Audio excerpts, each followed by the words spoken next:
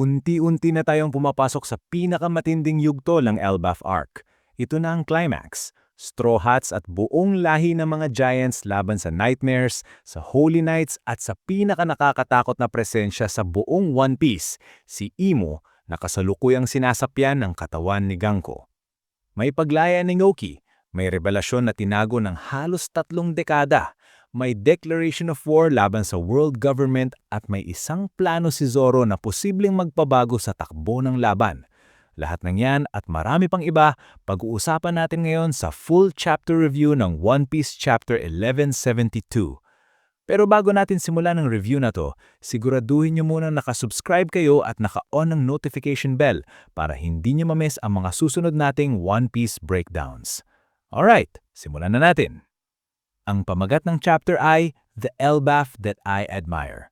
Sa cover page, makikita si Mr. 2 Bonchan, isang tahimik na paalala ng sakripisyo at loyalty. Mga temang sobrang tugma sa chapter na to. Pero diretso na tayo sa mismong kwento. Makikita natin ang pamakyat ng lift na sinasakyan ni Hajoruden, Sanji, Zoro, Chopper kasama ang New Giant Warrior Pirates at si Scopper Gaban papunta sa Sunrealm. Habang umaangat sila, dito na ipinaliwanag ni Gaban kung gaano nakalala ang sitwasyon sa itaas. Ayon kay Gaban, 3 kalaban lang ang may kagagawan ng lahat ng kaguluhan sa Elbaf. 3 lang, pero sapat para tuluyang maparalyze ang buong kaharian ng mga Giants. At ang 3 ito ay sina Saint Killingham, Saint Summers at si Ganko na kasalukuyang sinasapyan ang katawan ni Imo.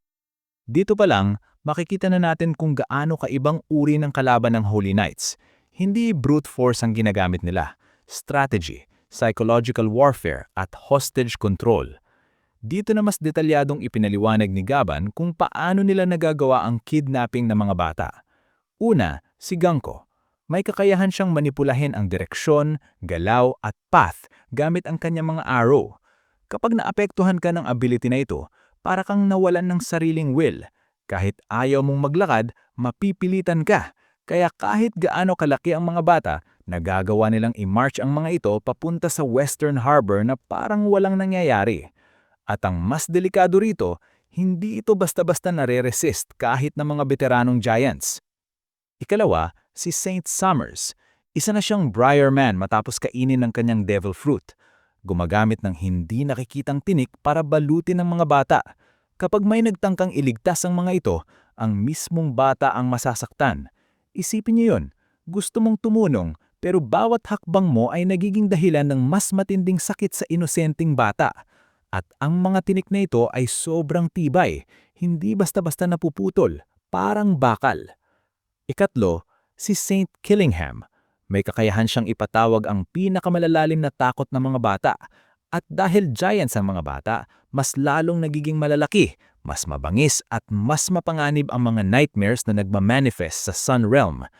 Pinagsama-sama ang 3 kapangyarihang ito, nakabuo sila ng isang sitwasyon kung saan hostage ang mga bata at wala talagang magawa ang Elbaf Kingdom. Hindi ka pwedeng umatake, hindi ka pwedeng magkamali. Isang maling galaw lang, may batang masasaktan o mamamatay. Ito ang dahilan kung bakit kahit ang mga veteranong warriors ng Elbaf ay napilitang umatras.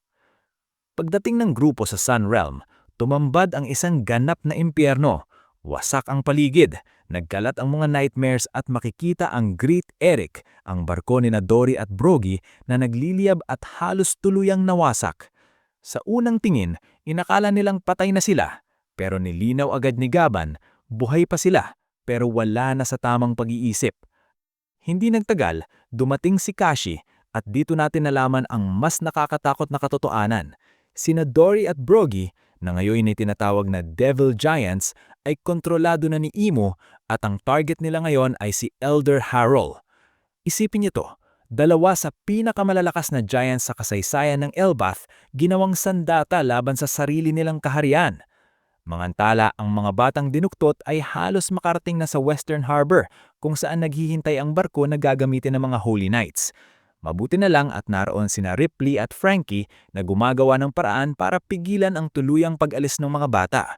May personal ding dahilan ang ilan sa mga Giants.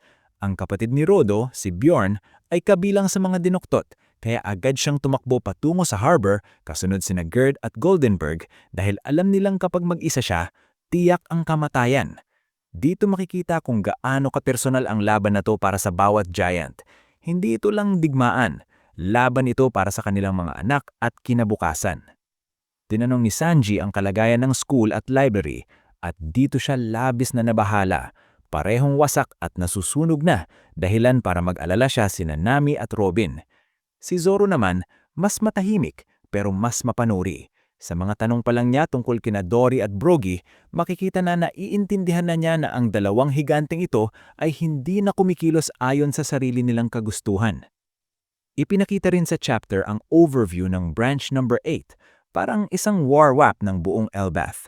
Makikita rito ang sabay-sabay na trahedya.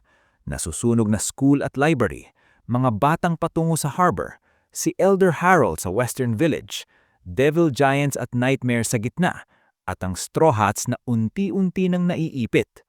At sa gitna ng lahat ng ito, biglang nawala si Brook.